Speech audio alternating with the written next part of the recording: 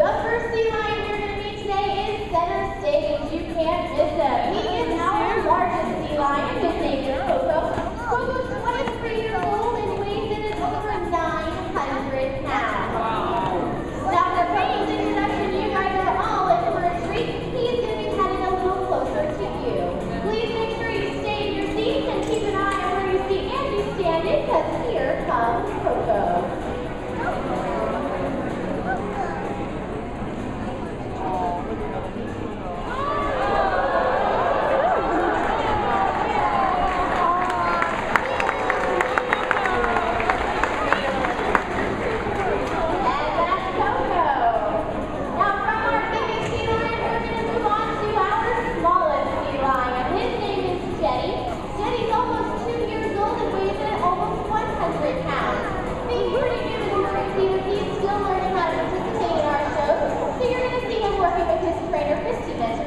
Let's see if Jenny can show you something fun that he's learned.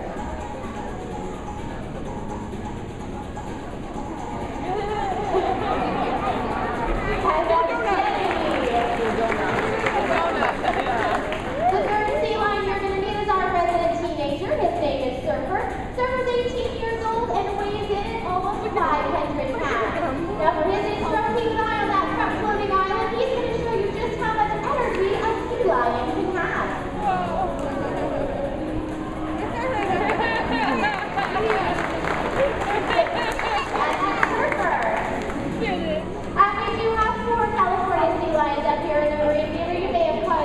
One of them. He's going to be back in a little bit. His name is Boomerang. Boomerang is 4 years old, and he weighs in at almost 200 pounds. Now, being about 4 years old, sometimes he has a little bit of trouble sitting still and paying attention. He is also starting to feel what it's like to be a male California sea lion.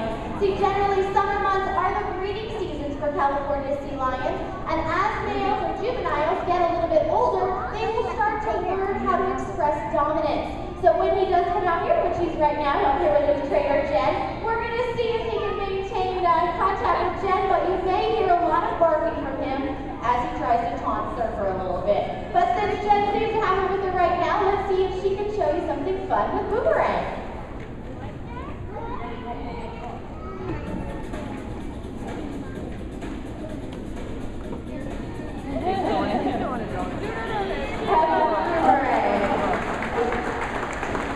Well, now you've met all 4 of our California sea lions, so let's talk about one of the most asked about questions up here in the theater. How do you tell the difference between a sea lion and a seal? Now, a lot of people get these animals confused, but actually they're quite different. And today I'm going to give you all some tips so you'll be able to tell which one is which. First off, though, let's take a look at the big screens at a picture of a seal. What you're going to notice is that seal has very short front flippers. Now, if you compare those to the flippers of the sea lions on stage, you'll see that they have much longer ones.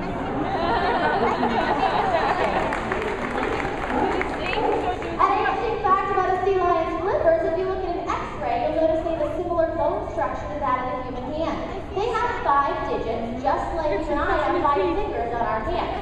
Now, seals and sea lions use their flippers differently, especially when it comes to swimming.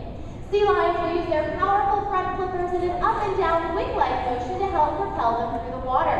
We're going to see if Boomerang can show you what this looks like. He's going to speed swim across the center of the pool, and he's going to just use those big front flippers. Or not. We're going to try that again.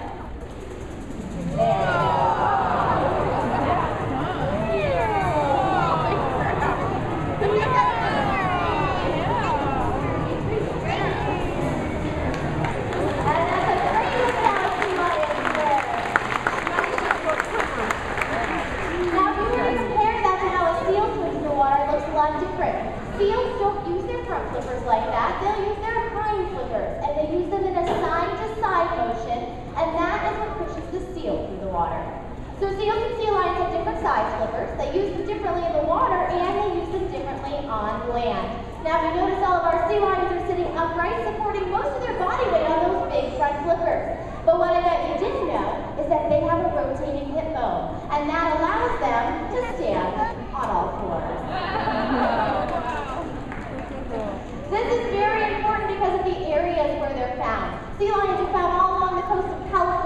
Washington, Oregon, even the Galapagos Islands. Now, because these areas are so rocky, sea lions have to be really good at climbing. Check out Boomerang.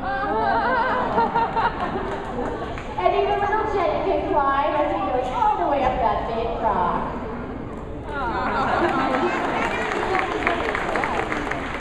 Climbing, running, and walking comes very easy for sea lions because of the mobility of their flippers.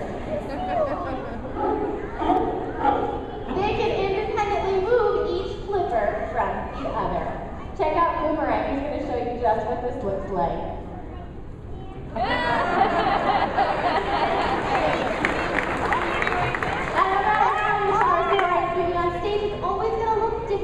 Watch a seal do on land. Seals don't use their flippers at all. They just sort of flop along on the belly. They look a lot like a caterpillar.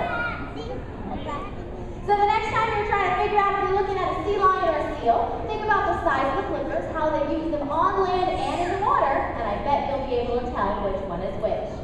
Now let's talk about how perfectly adapted sea lions are to their environment. These guys are excellent hunters. And one reason for this is because they have extremely flexible necks. Their necks are so flexible that they can easily touch their nose all the way to their spine. That's a big one. Yeah. A flexible neck comes in handy when they're swimming into schools of thousands of fish. They'll stretch out that neck in any direction and be able to catch a fish from any angle around their body. Once they do, though, they grab onto that fish tight. They have a powerful tooth and jaw structure similar to that of a bear. They have big mouths full of big, sharp teeth. And we're going to see if Surfer can show you all of his teeth out on that front island. Open.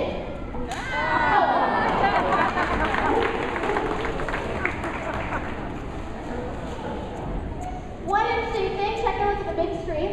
That is the inside of Coco's mouth. Now you notice he's got a lot of teeth in there. Well, they don't use any of their teeth for chewing because sea lions, once they catch a fish, will swallow it whole in one big gulp. And we're going to have some fun with that fact today.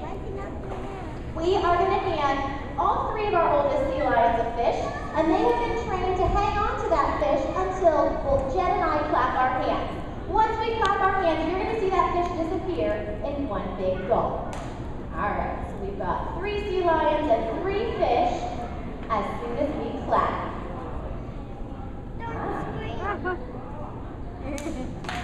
Good. Now it happens pretty quickly, you might have even missed it, so we're going to try it again. And this time I'm actually going to have all of you help us out.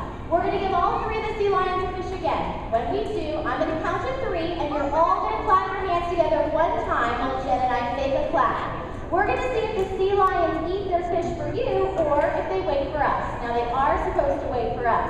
I'm even going to give Surfer a really big fish, and I'm going to make it more tempting for him. All right, looks like we're all set. On the count of 3. 1, 2, 3. Look at that. We still have him on the big screen. Oh, yeah. All right, let's show you how it's done.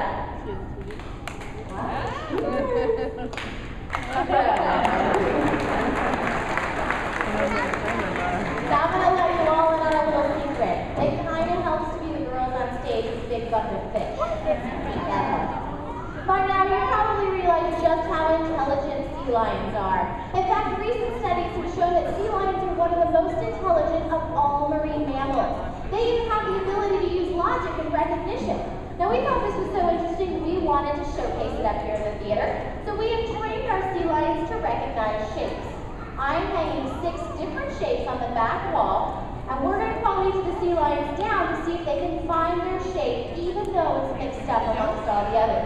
We're going to start off with Big Coco. We're going to see if he can find his shape, which is the triangle. Let's see if we can find it.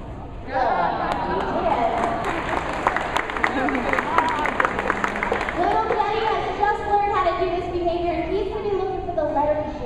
How about Surfer? Surfer's looking for the star. Good.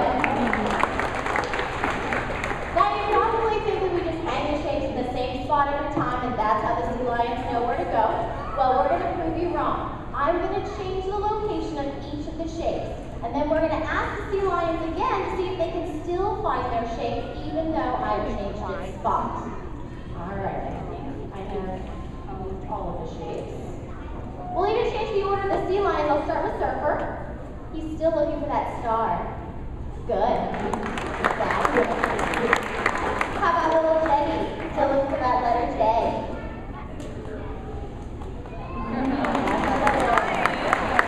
And finally, Coco, still looking for the triangle. Good. Now, finding shapes on the back wall is just the beginning. For over 40 years now, California sea lions have been helping the United States Navy find and recover lost equipment from the bottom of the ocean. This is some pretty impressive work. We've got some video footage to take a look. Here we are in a training session in San Diego Bay, California.